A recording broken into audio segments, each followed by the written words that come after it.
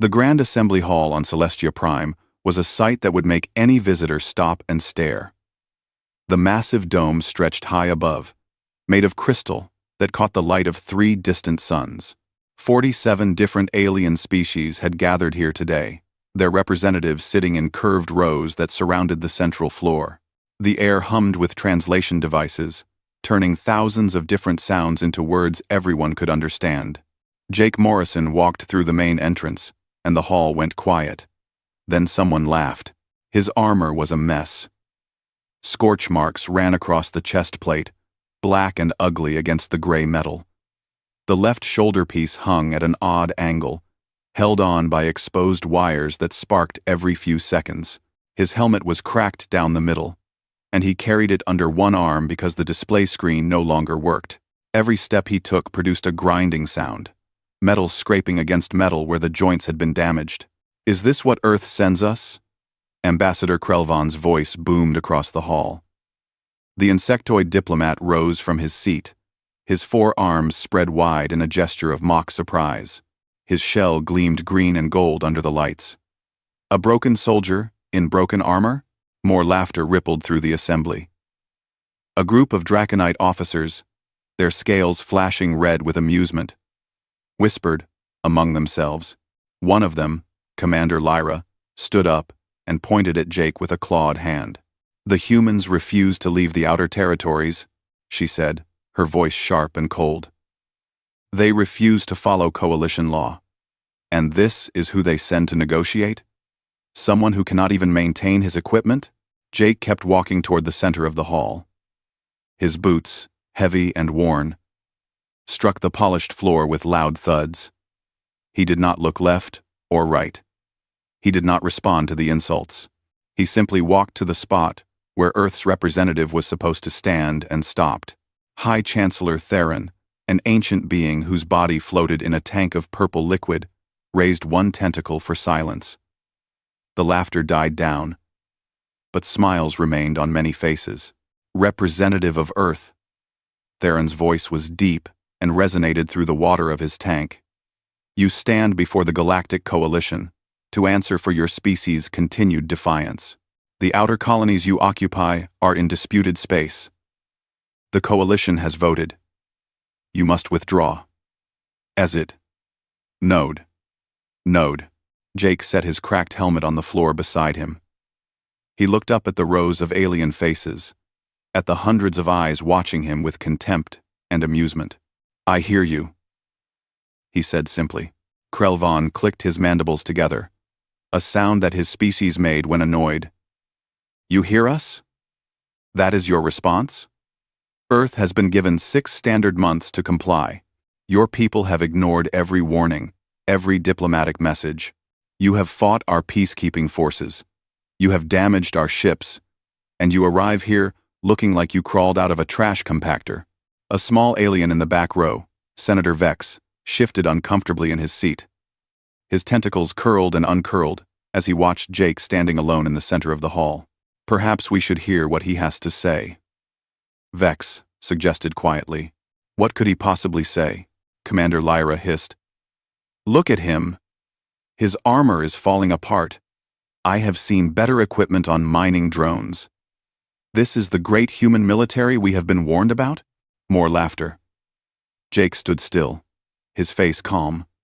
A hologram flickered to life beside him, showing Captain Helen Brooks back on Earth. She wore a clean uniform, her dark hair pulled back tight.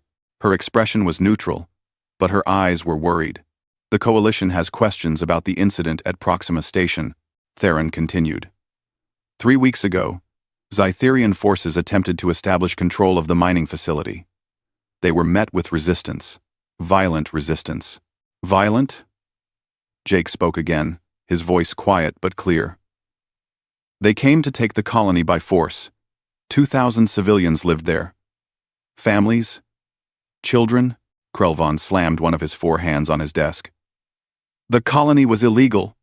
The system belongs to the Zytherian Empire by ancient right. Your people are thieves and squatters." Quote, "Those people were born there," Jake said. "Their parents built that colony 40 years ago. It is their home. A home they will leave, Commander Lyra said. Or be removed. The Coalition has been patient with humanity. Too patient. You are a young species. You have only been in space for 100 of your years. You do not understand how things work out here. I understand perfectly, Jake replied. The Draconite commander stood fully, her tail lashing behind her. Do you? Then, explain why one human soldier held our forces at bay for 3 days. Explain how one person in primitive armor defeated 15 trained warriors. Is that what your report said? Jake asked. That I defeated them? Do not play games, Lyra snarled.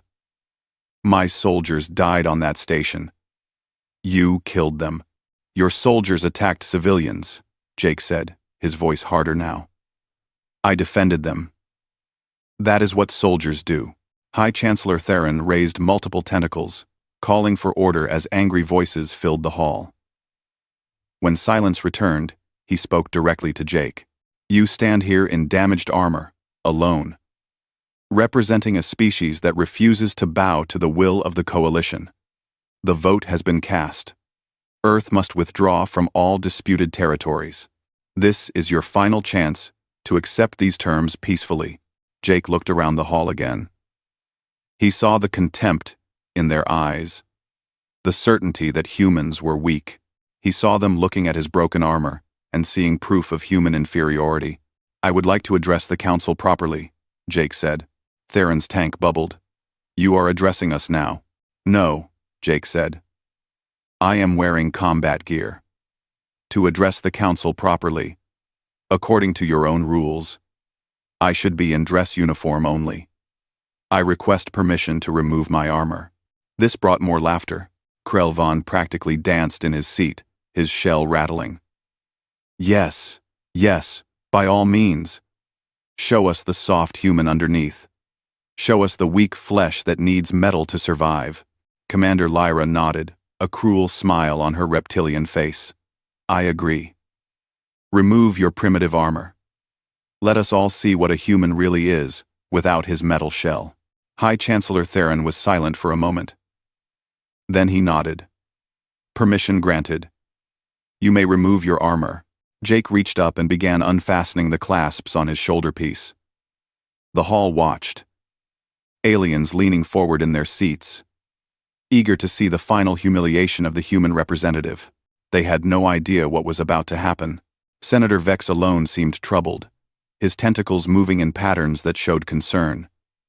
He had read the files on Earth, the classified ones that most of the Coalition had ignored.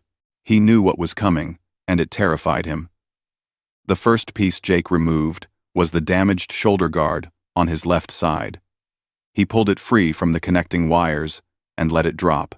The sound was not what anyone expected. The metal hit the crystal floor with a tremendous crash that echoed through the entire hall. The piece bounced once, then settled, and the floor beneath it showed a small crack spreading outward from the impact point. The laughter stopped. Jake moved to the right shoulder piece, undoing the clasps with practiced ease. He let it fall as well. Another enormous crash. Another crack in the supposedly indestructible crystal floor. Commander Lyra stood up slowly, her eyes fixed on the fallen armor pieces. How much does that weigh? She asked, her voice uncertain now. Jake did not answer. He was working on the chest plate, his fingers moving over catches and releases that held the heavy front section in place. When it came free, he needed both hands to control its descent. He set it down rather than dropping it, but even lowered carefully, it hit with enough force to make the floor shake. Scanner. High Chancellor Theron ordered. Measure the weight of that piece. Scanner. Scanner. A beam of blue light swept over the chest plate. Numbers appeared in the air, visible to everyone in the hall. The translation devices worked to convert the measurement into each species' understanding. 203 pounds. The hall erupted in confused voices. Krelvan's mandibles stopped clicking. He stared at the numbers, then at Jake, then at the numbers again. That is impossible, the insectoid ambassador said. No one can wear armor That heavy. Not for combat. Not for days of fighting. Jake continued removing pieces. The backplate. The arm guards. Each piece fell with the same devastating impact. Each piece was measured by the automatic scanners. Each measurement brought new shock to the assembled aliens. Senator Vex had pulled up data on his personal screen. His tentacles trembled as he read. The gravity, he whispered to himself. By the ancients. The gravity. Commander Lyra heard him. What about gravity? Vex looked up, his large eyes reflecting the light. Celestia Prime has a surface gravity of 0.6 standard. Most coalition worlds range from 0.4 to 0.7. He paused, checking his numbers again. Earth has a surface gravity of 1.0. So? Lyra did not understand. So, Vex continued, his voice shaking. This human has been living his entire life under almost double the gravity we experience here. He has been fighting in that armor under double the gravity. His body, his bones, his muscles, everything about him has evolved to handle pressure that would crush most of us. Jake had removed everything except his leg armor now. The pile of metal beside him represented over 600 pounds of equipment. He bent down and began unfastening his boots. Wait, Krelvon said, standing up from his seat. You fought for 3 days in this? 3 days without rest? There were 2,000 people on that station, Jake said, working on the boot clasps.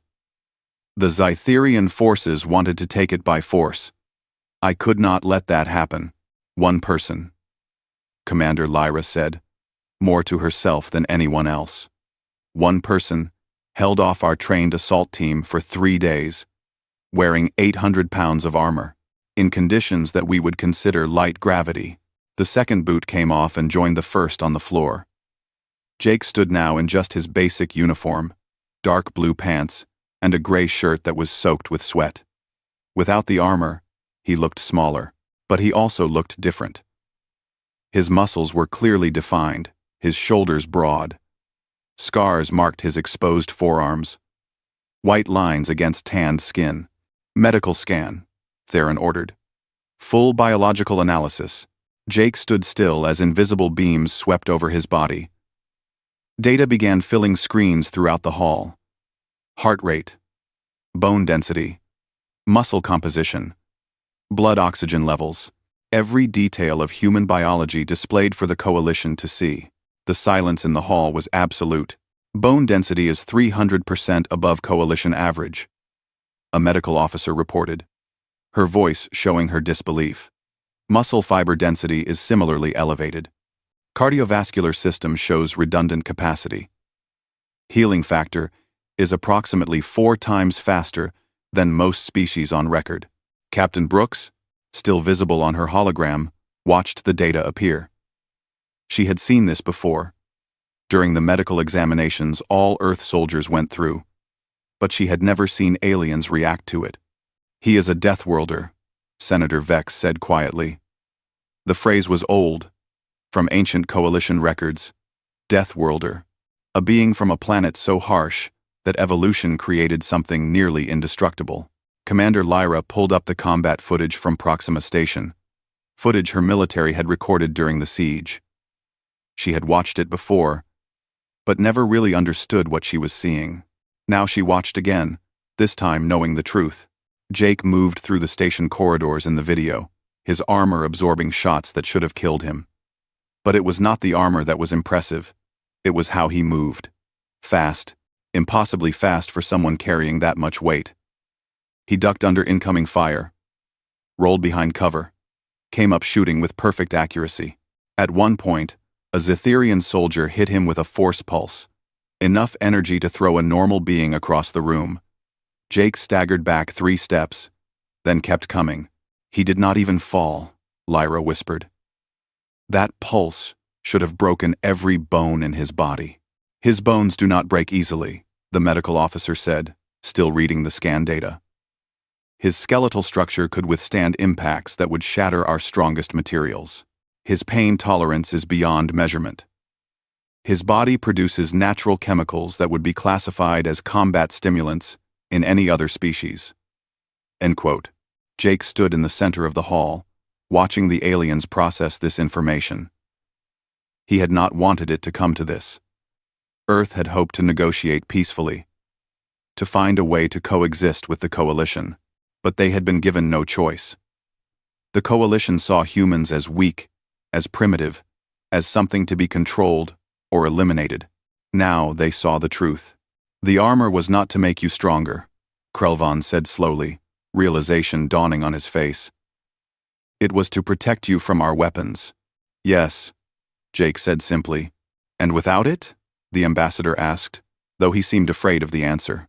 Without it, I am faster, Jake replied, but more vulnerable to energy weapons.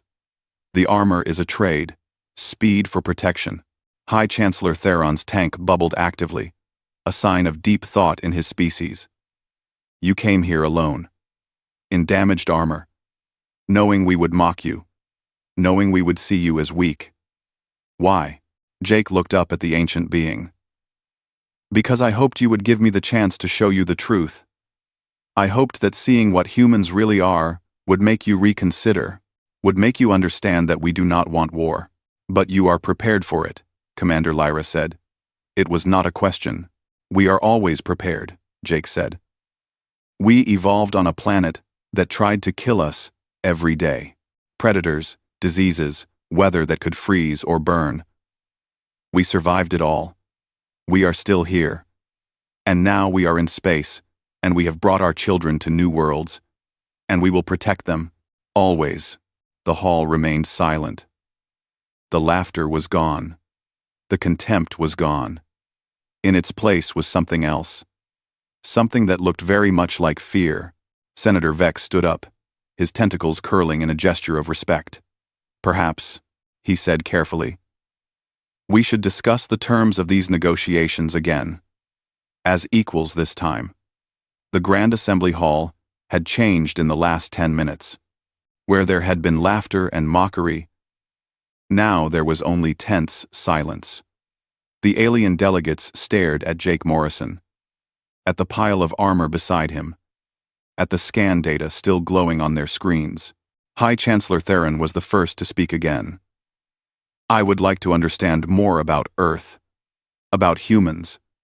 We clearly have significant gaps in our knowledge.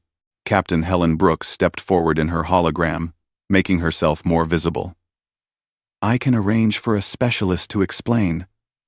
Dr. Lisa Chang is our lead xenobiologist. She has been studying the differences between humans and other Coalition species since first contact. Bring her in, Theron ordered. Within moments, another hologram appeared beside Jake. Dr. Lisa Chang looked young. With short black hair and glasses she did not actually need but wore out of habit. She carried a datapad and seemed nervous about addressing the entire Galactic Coalition. Thank you for this opportunity, she began. I know you have questions about human biology. I will try to answer them as clearly as possible. Start with the gravity, Commander Lyra said. She had not taken her eyes off Jake since he removed his armor. Explain what it means. One possible starred. Jake seen possible. And face the doggo. Lisa nodded and pulled up a chart that appeared in the air for everyone to see. It showed Earth next to several Coalition homeworlds. Earth's gravity is 1.0 standard, which we now know is unusually high.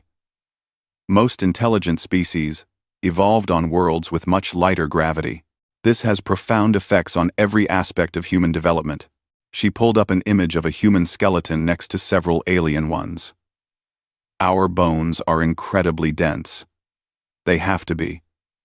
To support our weight under constant heavy pressure. Our muscles are much stronger relative to our body size because they work against that gravity every moment of every day. Even simple activities like walking or standing require significant force. Krelvan leaned forward in his seat. You said he could survive injuries that would kill us. Explain that. And I have clan satted forward see. I have head led around. End quote. There. Redundancy. Lisa said. Humans have multiple systems for critical functions. We have 2 lungs, but can survive with 1. 2 kidneys, but only need 1. Our hearts are extremely muscular and can function even when damaged. We can lose significant amounts of blood and still remain conscious and active. She brought up medical data from historical Earth records. In our past, before modern medicine, humans routinely survived wounds that would be immediately fatal to most species. Arrows through limbs, stab wounds to the torso, falls from great heights. Our bodies are designed to keep functioning under extreme trauma. Senator Vex was taking notes rapidly.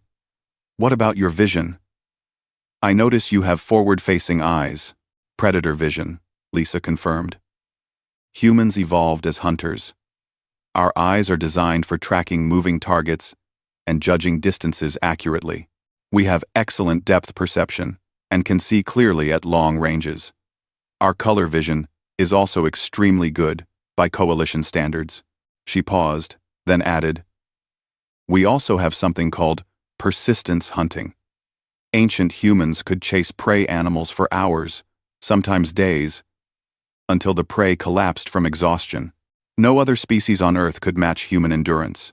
We simply outlasted everything. Commander Lyra pulled up the Proxima Station footage again. 3 days of combat. No sleep. How is that possible? Adrenaline and cortisol. Lisa explained. Under stress, human bodies produce chemicals that enhance performance, increase strength, faster reflexes, reduced pain sensitivity, delayed fatigue. We can operate at enhanced capacity for extended periods. Soldiers like Jake are trained to push these limits even further. She looked at Jake, who remained standing silently in the center of the hall. He fought for 73 hours at Proxima Station. In that time, he would have experienced periods of heightened awareness, alternating with controlled recovery. His body would have been producing enormous amounts of stress hormones. For most species, this would cause system failure. For humans, it is what we call getting a second wind. Krelvan's mandibles clicked rapidly. This cannot be. Evolution does not create such beings. This is too perfect. Too designed for combat. It is not designed, Lisa said firmly. It is survival. Earth is what we classify as a Class 12 hazard world.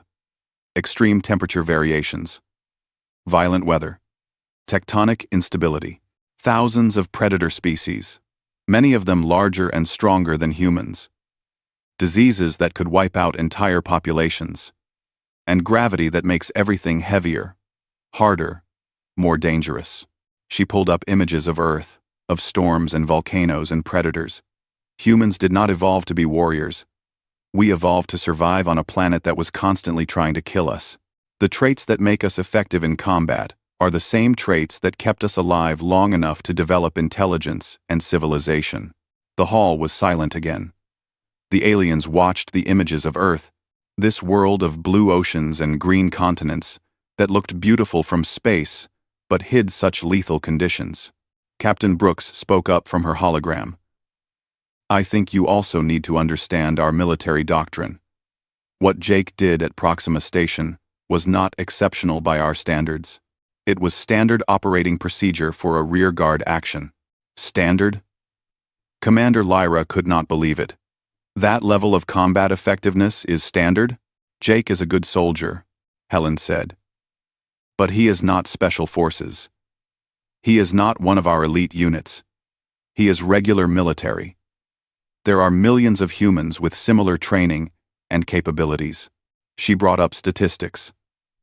Earth's total military force numbers approximately 50 million active personnel and 300 million reserves, all of them trained to fight in high-gravity environments, wearing heavy armor. All of them capable of extended combat operations with minimal rest. Krelvan stood up suddenly, his forearms waving in agitation. No, Jake said, speaking for the first time since the doctor began her presentation. We have been trying to avoid conflict. There is a difference.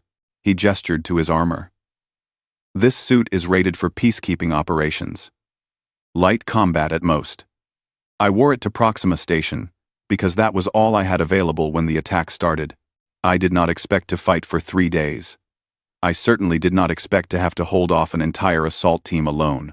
But you did, Lyra said. Because I had to, Jake replied. Because there were children on that station. Because running away was not an option. Because protecting civilians is what soldiers do. Regardless of the odds. High Chancellor Theron's tank bubbled thoughtfully. You mentioned this is light combat armor. What would heavy combat armor look like?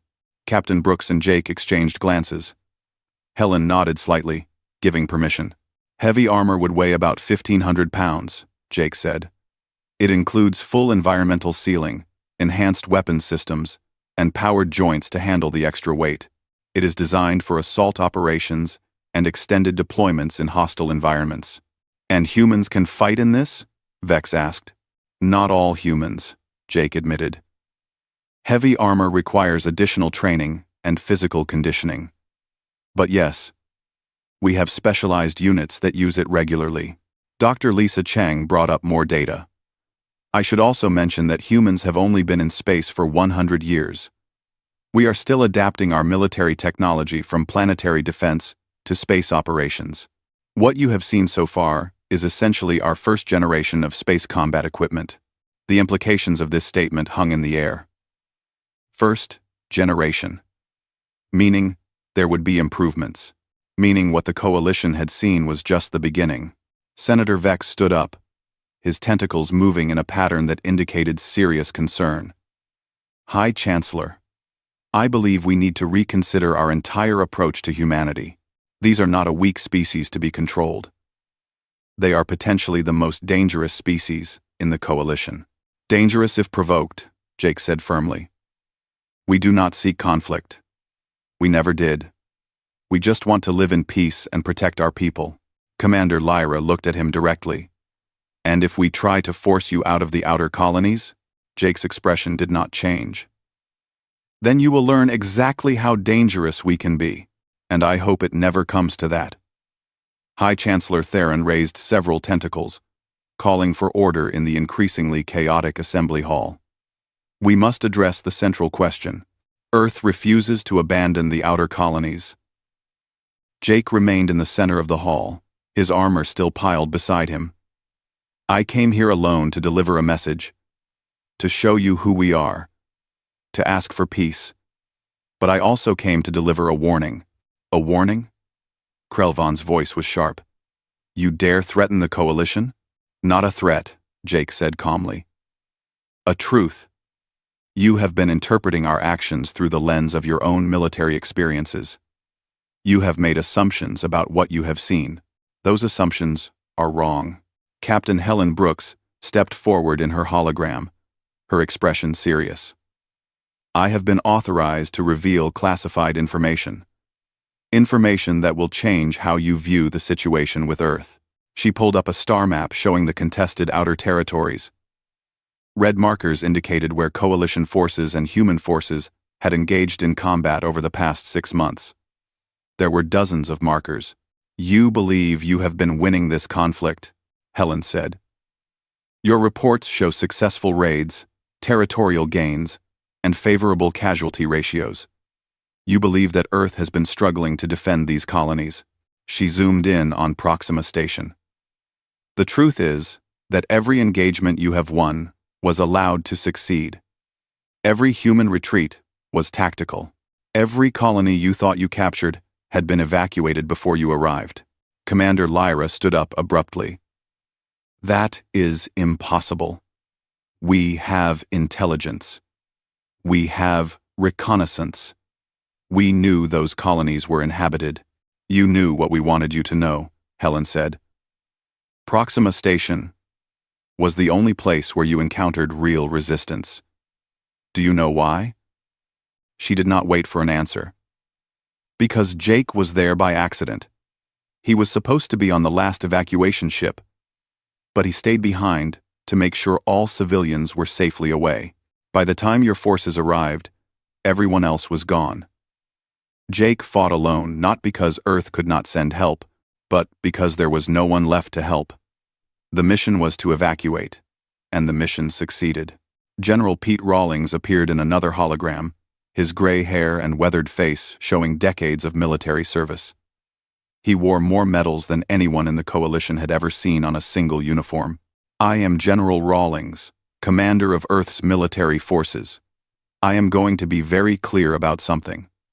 The engagements you have had with our people were not battles. They were tests." The hall erupted in angry voices. Rawlings waited for silence, then continued.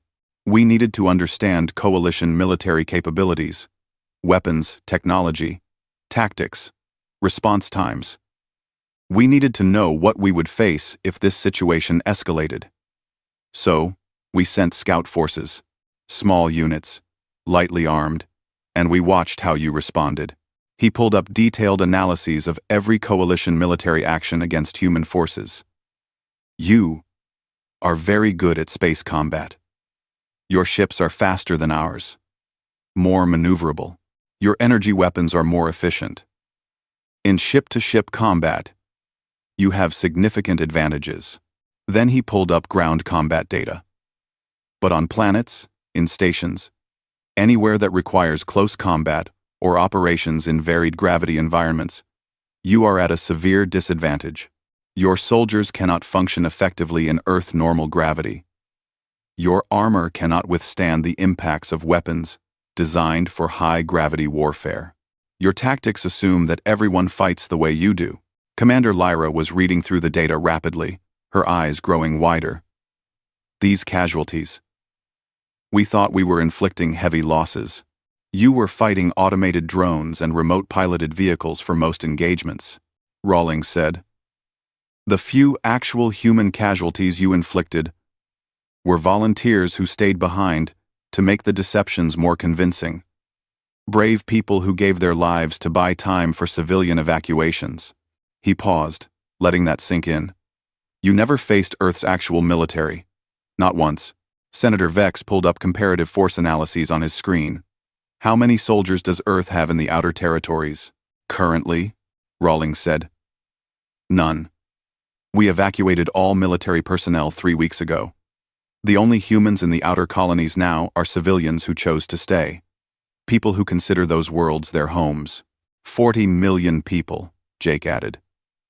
40 million civilians who have lived on those worlds for decades. People who built cities and farms and families. You are asking Earth to abandon them. Krelvon clicked his mandibles frantically. 40 million? The intelligence report said 10 million at most. Your intelligence was wrong, Helen said flatly. Earth has been colonizing space aggressively for the past 50 years. We have over 200 settled worlds and stations. The outer colonies represent our newest expansion, but they are fully established communities. General Rawlings brought up force deployment maps. If the coalition continues hostile actions against these colonies, Earth will respond with full military deployment. I want you to understand what that means. He showed ship classifications. Our vessels are slower than yours, but they are built to withstand conditions you cannot imagine. They are designed to operate near stars, in high radiation environments, through asteroid fields and solar storms.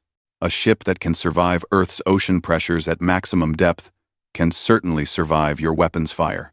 Images appeared of massive vessels, blocky and heavily armored, bristling with weapons. These are our heavy cruisers. Each one carries 5,000 soldiers in heavy assault armor and can operate independently for 2 years. We have 300 of them.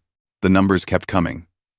Carrier groups, orbital bombardment platforms, planetary defense grids, ground forces numbering in the millions, all of it hidden, kept in reserve, never deployed during the skirmishes with the coalition. You have been fighting scouts, Rawlings said again. Observers. You have been punching shadows while the real force watched and learned. Commander Lyra sat down slowly, her tail curling around her legs in a defensive posture. Why are you telling us this now? Because we want peace, Jake said. We do not want war with the coalition. We have seen what happens when powerful civilizations fight. We know the cost. We are trying to prevent that. We know the cost. He gestured to his damaged armor. I came here alone, in this broken suit, because I wanted you to see me as weak first. I wanted you to laugh at me, to underestimate me, and then I wanted you to learn the truth gradually, so you would understand without feeling threatened enough to attack immediately. A psychological operation, Senator Vex said quietly. You manipulated our perceptions.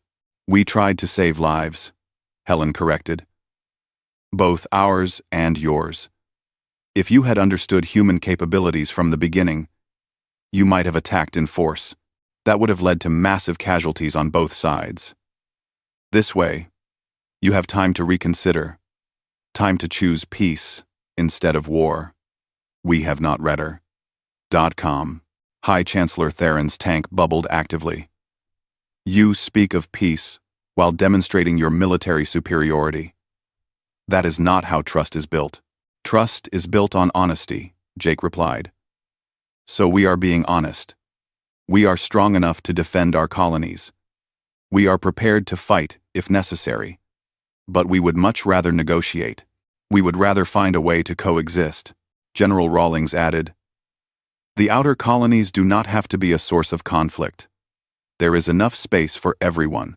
We are willing to discuss territorial agreements, trade relationships, mutual defense pacts, but we will not abandon our people. That is not negotiable. The hall was silent.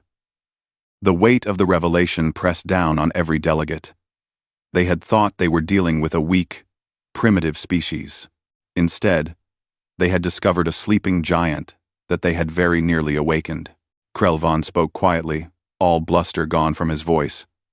What happens now? Jake looked around the hall, meeting the eyes of as many delegates as he could. That depends on you. You can choose to continue seeing us as enemies. You can attack our colonies and force us to respond with everything we have. Or, you can choose to see us as potential allies, as partners, as fellow beings trying to survive in a dangerous galaxy. The choice, Captain Brooks said, is yours. 3 weeks had passed since Jake Morrison stood in the Grand Assembly Hall and changed everything. The Galactic Coalition had called for emergency sessions, private debates, and countless diplomatic meetings. Species that had never agreed on anything found themselves forced to make a decision together. Today, the vote would be final. Jake stood in a different part of the assembly hall now, wearing a new uniform. This one was dark blue with silver trim, the dress uniform of an Earth diplomatic officer. No armor this time. No weapons. Just a human standing calmly while 47 species decided the fate of the outer colonies. High Chancellor Theron floated in his tank at the center of the chamber. The vote is concluded. By a count of 39-8, the Coalition recognizes Earth's sovereignty over the contested outer territories. Furthermore, Earth is granted full membership status in the Galactic Coalition, with all associated rights and privileges. The tension in the hall released like a held breath. Jake did not smile, but his shoulders relaxed slightly. Beside him, a new hologram showed Ambassador Kate Sullivan, Earth's chief diplomat. She had arrived on Celestia Prime 2 days ago to finalize the agreements. Thank you, High Chancellor, Kate said with a slight bow. Earth accepts this decision and looks forward to positive relations with all Coalition members. Senator Vex rose from his seat, his tentacles moving in patterns of celebration. I would like to propose an additional measure. Given humanity's unique capabilities, I suggest the formation of a joint defense force. Earth provides ground combat specialists and heavy assault capabilities. The Coalition provides space superiority and advanced technology. Together, we create something stronger than either could achieve alone. Commander Lyra stood as well. To everyone's surprise, she was nodding. The Draconite supremacy supports this proposal. We have reviewed the combat data extensively. Human soldiers are exceptional ground fighters. Combined with our tactical training and technology, This alliance could protect coalition space more effectively than anything we have now. Even Krelvan, who had been so hostile at the first meeting, rose slowly. His mandibles clicked in a pattern that indicated grudging respect. The Zetherian Empire also supports this measure. Though I will admit I never expected to vote alongside humans. The proposal passed quickly. Within an hour, the details were being worked out. Earth would establish training facilities on coalition worlds. Mixed units would be formed. Technology would be shared carefully and gradually. Jake was assigned to lead the first training program. He was now Colonel Morrison, promoted not for his actions at Proxima Station, but for his role in preventing a war. His first class would start in 2 weeks at a new facility built specifically for this purpose. The training center was on a moon with adjustable gravity. It could simulate anything from zero gravity to Earth normal. The first group of alien recruits arrived nervous and uncertain. They had all seen the footage of Jake fighting at Proxima Station. They knew what humans were capable of. Jake stood in the training bay as 20 aliens from 6 different species assembled. Commander Lyra was there, having volunteered to be part of the first class. Several Draconite soldiers stood with her. There were also Zetherian scouts, aquatic beings from Theron species, and a few others who wanted to learn human combat methods. "Welcome," Jake said simply. "I know this is unusual for all of you. You are used to thinking of humans as primitive, or dangerous, or both.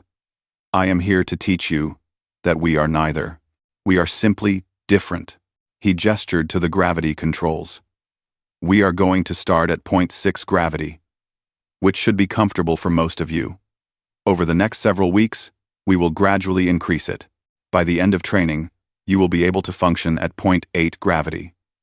Not Earth normal, but close enough to work alongside human soldiers effectively." A young Draconite raised his hand. "Is it true that you fought for 3 days without rest?"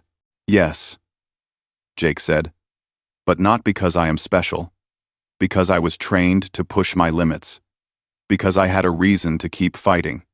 You all have similar potential. You just need to learn how to access it." He picked up a piece of standard coalition combat armor. "This is designed for light gravity and fast movement. It works well for what you know, but it is fragile by human standards." End quote.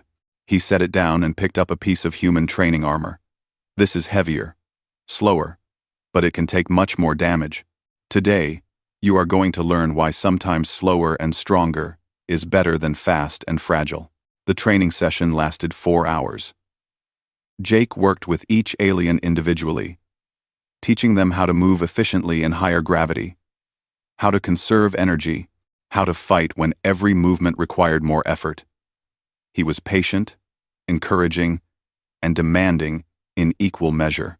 Commander Lyra struggled more than the others. Draconites were built for speed and agility, not strength and endurance. But she refused to give up. By the end of the session, she was moving in 0.7 gravity with only minor difficulty. "You are doing well," Jake told her as the session ended. "Better than I expected." "Oh, I watched you fight," Lyra said, breathing hard. "I need to understand how you do it. Not just for military reasons. For respect. Your species earned that from me." Over the following weeks, more aliens joined the training program. Earth sent additional instructors, including specialists in various combat disciplines. The Coalition sent their best soldiers, their most curious scientists, their most dedicated diplomats. A new facility opened on Earth itself, in New Geneva. The city built specifically for diplomatic relations. Aliens who could handle Earth's gravity came to learn directly from human instructors and experience the world that had created such remarkable beings. Kate Sullivan worked tirelessly to establish trade agreements. Earth's manufacturing capabilities, developed for harsh conditions, were valuable to Coalition species. In return, Earth gained access to advanced medical technology, faster-than-light communication systems, and scientific knowledge that would have taken centuries to develop independently. The broken armor that Jake had worn to the first assembly was placed in a museum on Celestia Prime. It stood in the center of a circular room, with explanatory panels in every coalition language. The inscription beneath it read simply, "Strength is not in what protects you, but in what you protect." People came from across coalition space to see it, to understand the moment when everything changed. When humanity went from being seen as weak to being recognized as equals.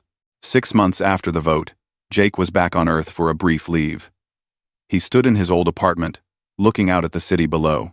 The gravity felt normal to him, comfortable in a way that nowhere else could match. This was home.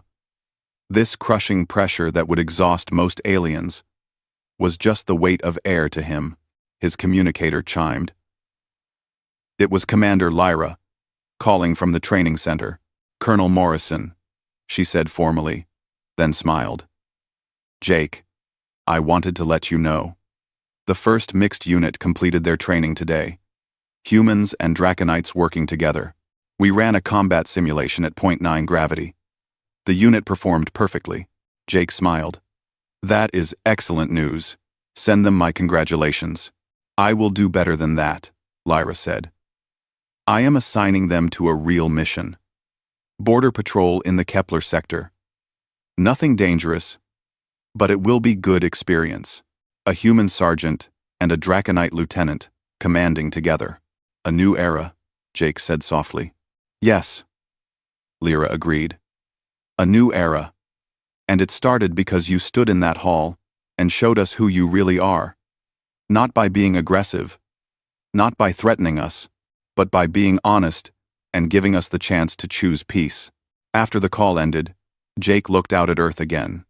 The planet that had created humanity through millions of years of harsh conditions and deadly challenges. The world that had made them strong enough to survive anything. But strength alone had not won the peace. It was the willingness to be vulnerable first, to be mocked and underestimated, all to avoid a war that would have cost countless lives. That took a different kind of courage. Jake thought about the young soldiers, human and alien, training together now, learning from each other, building something new. He thought about the children on the outer colonies, safe now because diplomacy had succeeded where violence would have failed. His communicator chimed again. Another message, this time from General Rawlings. "Colonel Morrison, report to headquarters tomorrow morning. We have a new assignment for you. The Coalition has requested human advisors for their military academy. They want you to teach strategy and leadership. Congratulations. You are going to shape the next generation of Coalition officers." Jake smiled and set the communicator down. He looked at his reflection in the window, seeing not the battered soldier who had stood before the assembly, but something different, something new. A bridge between worlds, a teacher, a symbol of what could be achieved when different beings chose understanding over fear. The galaxy was vast and full of challenges. But humanity had faced challenges before and survived. Now they would face those challenges alongside allies. Together, they would build something better than any species could create alone. And it all started because someone took off their armor and showed the truth beneath. Sometimes the bravest thing a warrior can do is remove their protection and stand vulnerable, trusting that honesty and courage will be more powerful than any weapon. Jake had done that. And in doing so, he had changed the galaxy forever.